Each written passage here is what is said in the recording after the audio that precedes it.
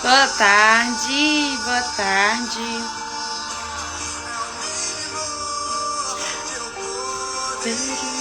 Passei por tudo.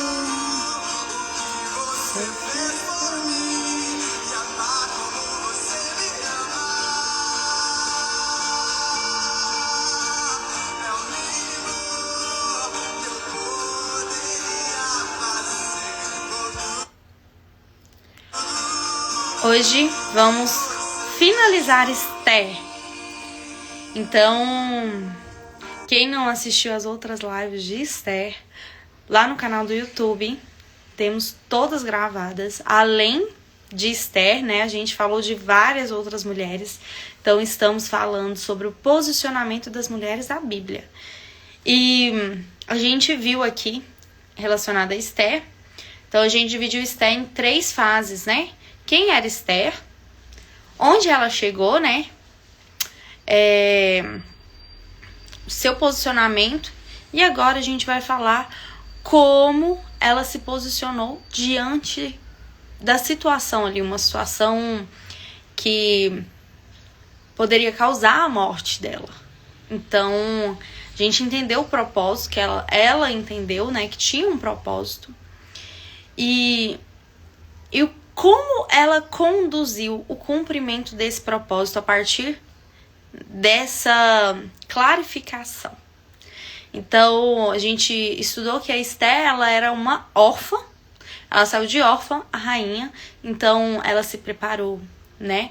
Ela estava ali, ela foi conduzida para aquele lugar com sabedoria, com obediência.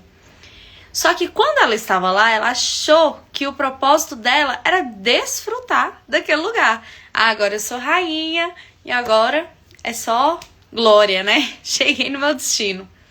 Só que o seu povo, ele estava perecendo. O seu povo precisava de ajuda.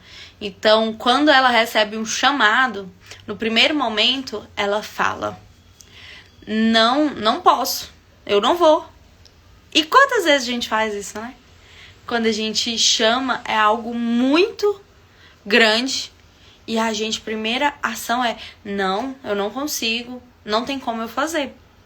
Só que Mardoqueu, ele foi muito sábio em suas palavras, porque ele fala para Esther: quem sabe não foi para esse momento que você foi colocada nessa posição. E ali, o que eu peguei desse ensinamento aqui? Né? Então, onde estamos hoje, quem sabe não fomos para esse momento que estivemos aqui hoje. E na última live eu até relatei algumas situações que eu poderia ficar chateada, mas eu entendi que era para aquele momento, para aquela situação que Deus me usou, porque eu estava disponível. Então, nós precisamos estar disponível, porque Deus ele precisa cumprir o propósito dele. Se não fosse Esther, com certeza ele iria arrumar outra alternativa. Mas nós, como somos filhos, como amamos a Deus, nossa primeira intenção deve ser obedecê-lo. Então Esther, né, trouxe ali a clareza e naquele momento ela então começa a se preparar para enfrentar essa situação, esse propósito. Então Esther não sai ali e já vai direto resolver o problema. Não. Como era algo muito grande, e na verdade a gente tem que ter esse hábito em todas as situações da nossa vida. Então a primeira coisa que Esther fala, ela falou assim, ó, Esther mandou essa resposta a Mardoqueu: vá, reúna todos os judeus que estão em Suzã e jejuem em meu favor. Não comam nem bebam durante 3 dias e 3 noites. Eu e minhas criadas jejuaremos como vocês. Depois disso, irei ao rei, ainda que seja contra a lei. Se eu tiver que morrer, morrerei.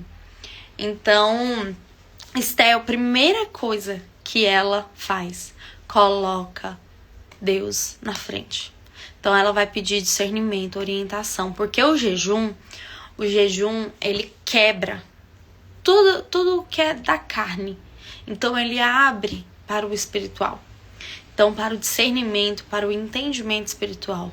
Porque quando nós ouvimos o sentimento, né, da carne, as nossas reações, então ela poderia estar em fúria, né, porque queria matar o seu povo. Então, se ela não se preparasse, ela poderia ter uma reação contrária ao seu propósito e acabar com tudo, não conseguir resolver aquele problema. Então, muitas vezes, nós pegamos uma situação difícil, em vez de nos preparar, nós reagimos. A gente vai pro combate, a gente vai pro embate. Então, esse posicionamento de Esther, nós devemos procurar ele diariamente, em cada situação.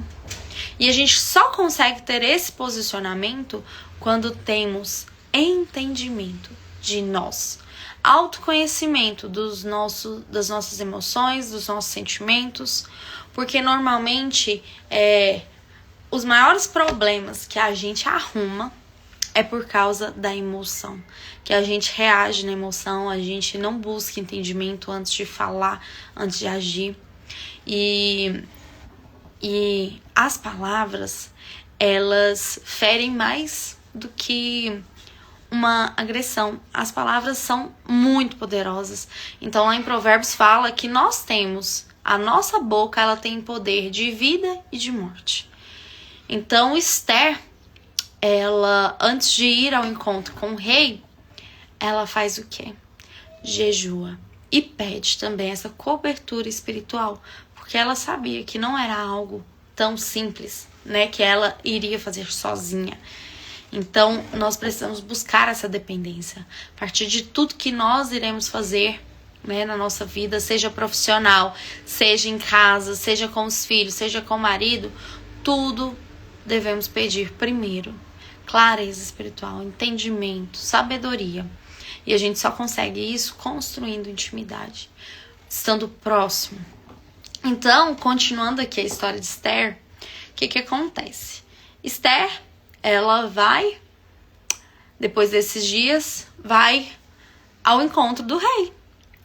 Só que o rei não tinha chamado Esther. Então, se o rei não erguesse o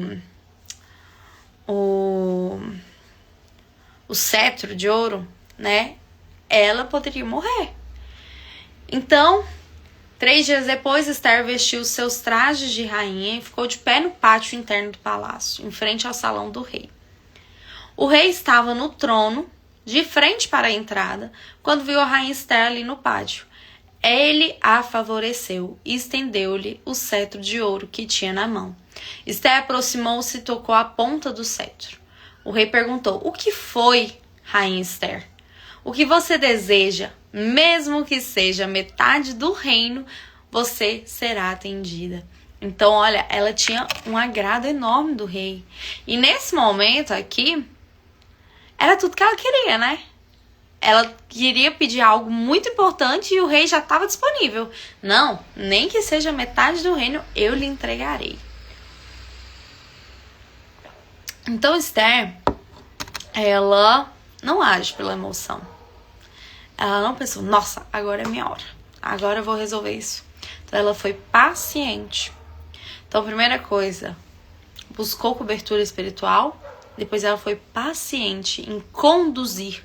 Então, ela não manda, né? Ela não exige que seja feito, né, o que acontece no final da história, mas ela conduz. Então, nós mulheres, nós temos um poder extraordinário, que só a gente tem, de conduzir, porque a gente tem sabedoria, a gente tem encanto. Então, só que nós fomos treinadas a quê? A se impor, a exigir, a cobrar. Só que esse lugar, ele cansa, ele suga. Então, quando nós estamos na nossa energia feminina, nós conseguimos conduzir. Então, Esther, ela fala para o rei: se for do agrado do rei, venha com Amã a um banquete que eu preparei para o rei. Então, Esther, ela conhecia também o coração de Amã. Então, se ela fosse uma pessoa que agisse na emoção, ela já ia colocar ali tudo que Amã estava fazendo. Só que Amã era uma pessoa de confiança do rei, entende? Então, se ela falasse fora da presença do rei, o que ele ia fazer?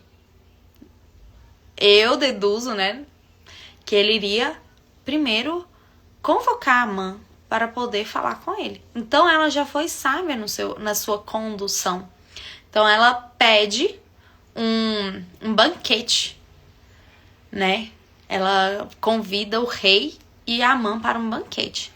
O rei diz: tragam Amã imediatamente para que ele atenda ao pedido de Esther. Então o rei e Amã foram ao banquete de Esther. E enquanto bebiam vinho, o rei retornou a perguntar a Esther: qual é o seu pedido? Você será atendida. O que deseja? Mesmo que seja metade do reino, isso será concedido a você. Então Esther respondeu: este é meu pedido e meu desejo.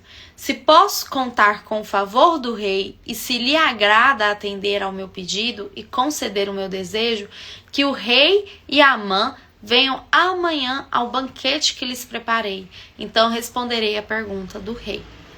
Então, mais uma vez, ela teve a oportunidade. Então, ela preparou o banquete. Só que naquele dia, Amã saiu alegre e contente. Ficou, porém, furioso quando viu Mardoqueu, que estava à porta do palácio real. Não se levantou e nem temeu a sua presença. Então, Amã, contudo, controlou-se e foi para casa. Então, reunindo os seus amigos e Zeres, a sua mulher, Amã vangloriou-se da sua grande riqueza, dos seus muitos filhos e de como o rei havia honrado e promovido acima dos outros nobres e oficiais. Então, ele estava com ego, enorme. E Amã acrescentou: além disso, eu sou o único que a rainha Esther convidou para acompanhar o rei ao banquete que ela lhe ofereceu. Ela me convidou para comparecer amanhã com o rei. Nada disso, porém, me dará satisfação enquanto eu vir aquele judeu Mardoqueu sentado junto à porta do palácio real. Então Zeres, a sua mulher e todos seus amigos lhe sugeriram: mande fazer uma estaca de 50 côvados de altura e logo pela manhã peça ao rei que Mardoqueu seja empalado nela. Assim você poderá acompanhar alegremente o rei ao jantar. E a sugestão agradou a Amã e ele mandou fazer a estaca.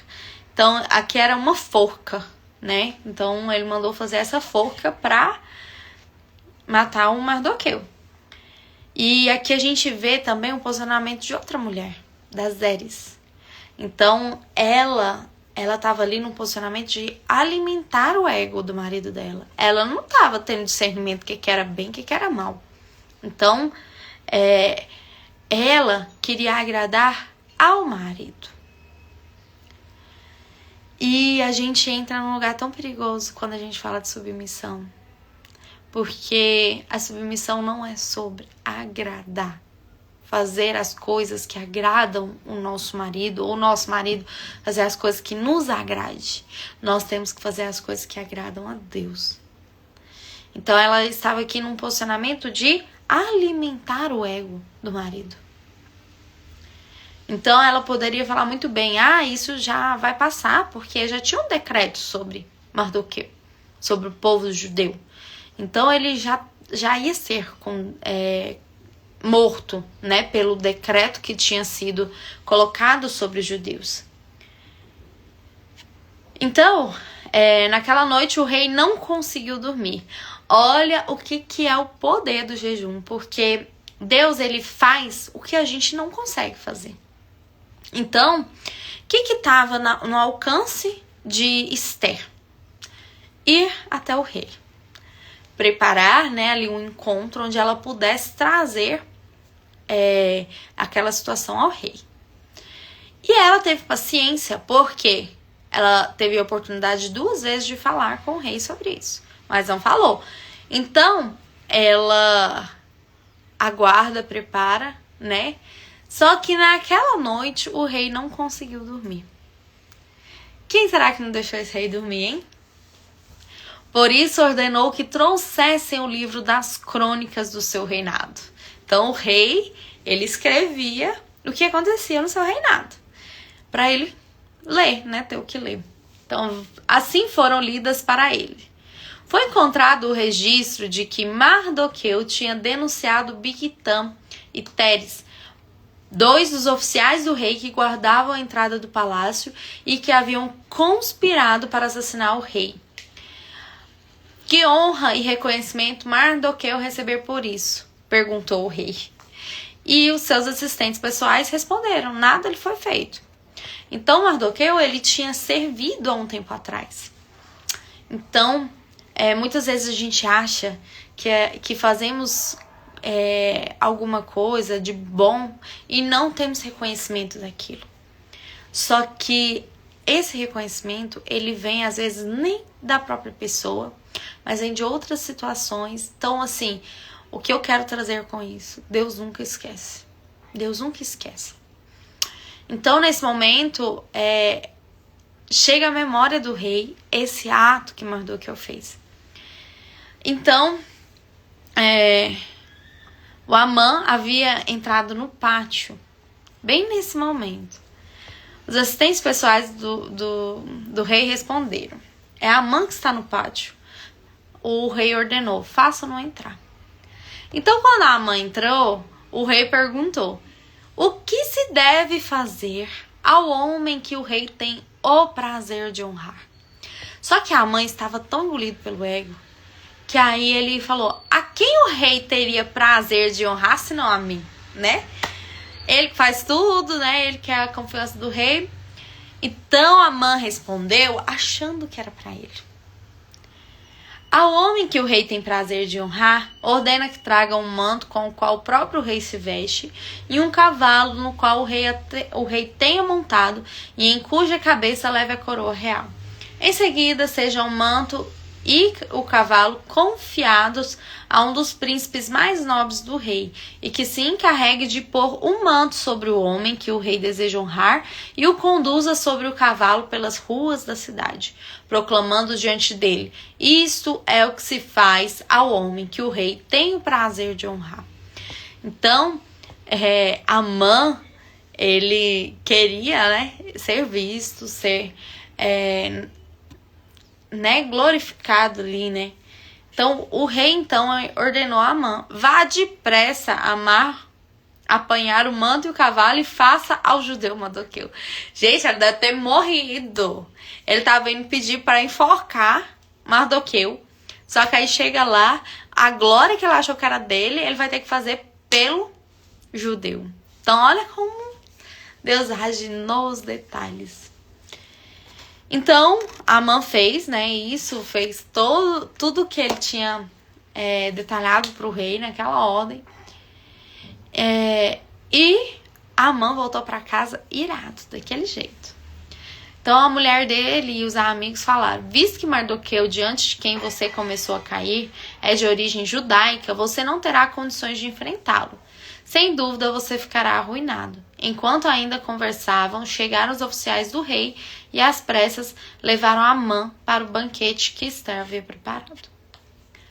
Então, o rei e Amã foram ao banquete da rainha Esther, e enquanto bebiam vinho no segundo dia, o rei perguntou de novo, Rainha Esther, qual é o seu pedido? Você será atendido, o que deseja, mesmo que seja metade do reino, isso lhe será concedido. Então a rainha respondeu, se posso contar com o favor do rei, e se isto lhe agrada, poupe a minha vida e a vida do meu povo. Este é o meu pedido e o meu desejo. Porque eu e o meu povo fomos vendidos para extermínio, morte e aniquilação.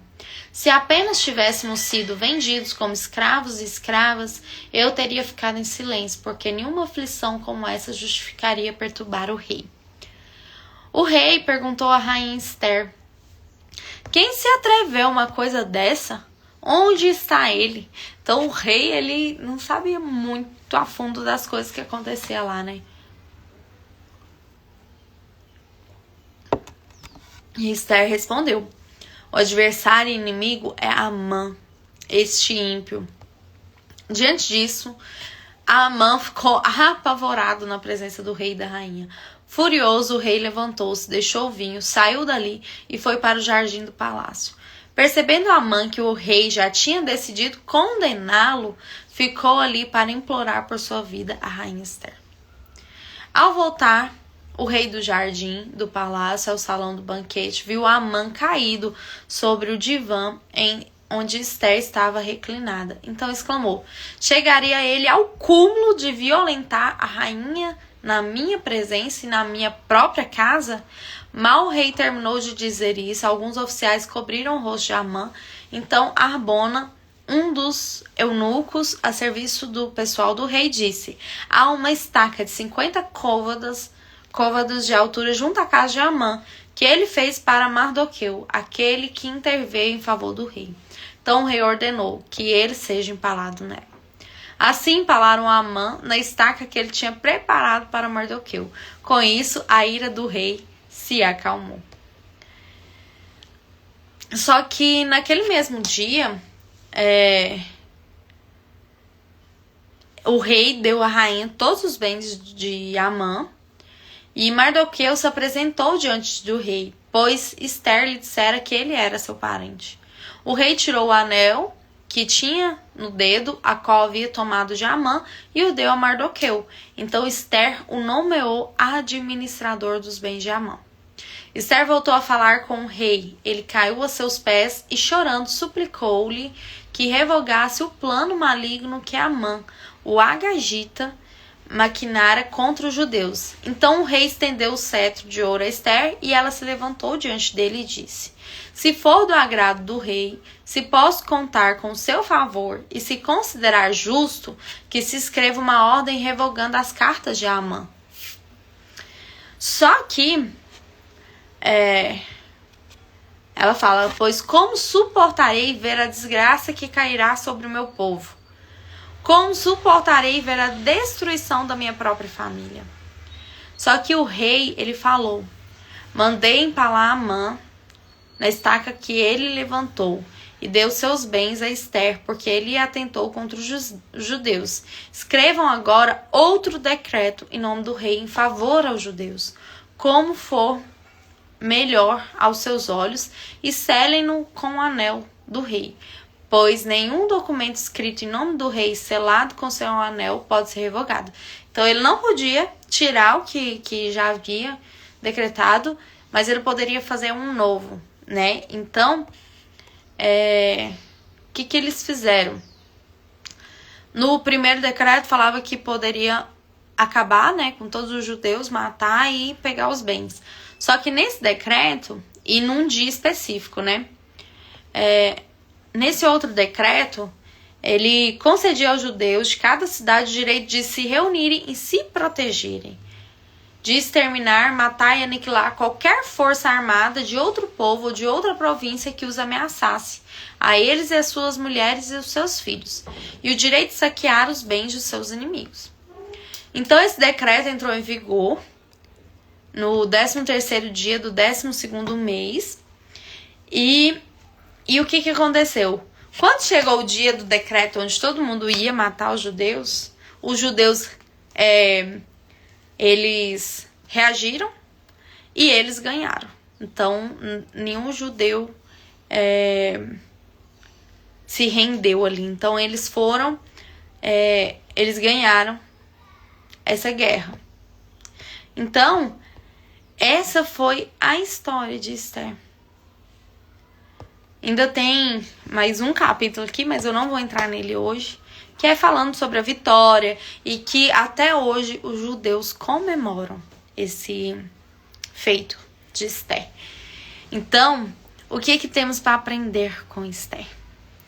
Então, Esther, ela poderia não ser a linhagem, ela poderia não ser a perfeita, a ideal para cumprir aquele propósito. Mas ela foi preparada, ela foi conduzida, ela foi levada a esse lugar. E chegando lá, ela não teve posicionamento de medo. Ela foi corajosa, ela teve a sabedoria, entendimento, paciência. Ela pediu cobertura espiritual e ela soube conduzir. Então ela não impôs, ela conduziu o rei a entender a gravidade do que estava acontecendo. Então ela usou a sua voz, o seu posicionamento para conseguir salvar um povo. Então, hoje nós somos convidadas, primeiro, a ser externo na nossa casa, né? Porque esse é o nosso primeiro povo. E quando nossa casa, né, ela estiver salva, nós temos que salvar as outras pessoas. Então é trazer a mensagem mesmo. Então eu falo muito, né? Deus não me curou para mim. Ele não me colocou nesse lugar hoje para eu desfrutar apenas. Ele me colocou aqui porque tem um povo esperando. Tem um povo que precisa da cura que ele me deu. E como eu já tracei essa jornada, então eu consigo te auxiliar a fazer a mesma jornada, o mesmo caminho. Então, finalizamos aqui Esther. Vou ver se eu entro amanhã com outra mulher. São muitas mulheres na Bíblia. Muitas. E a gente já estudou várias. Então, quem ainda não assistiu os outros vídeos, dá uma maratonada aqui no canal. Temos muitas lives grandiosas. Então a gente já viu Mulher de Provérbios 31, Ana, Joquebede, Marta e Maria, Eva, Esther agora. Gente, a mulher pecadora, a mulher adúltera, a mulher cananeia. Gente, foi muita mulher. Mas tá tudo lá no canal. E quem não assistiu, vá lá assistir. Então, tamo junto. E se posicione.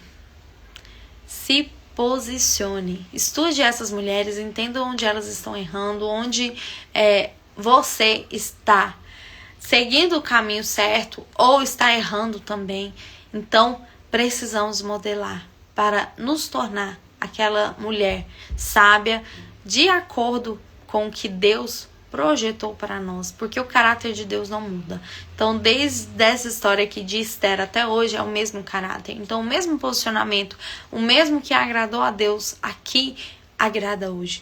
Então, devemos olhar para essas histórias e não como uma história só, mas como um aprendizado, como uma modelagem para que a gente possa se aperfeiçoar. Tá bom? Então, tamo junto. Beijos e até amanhã.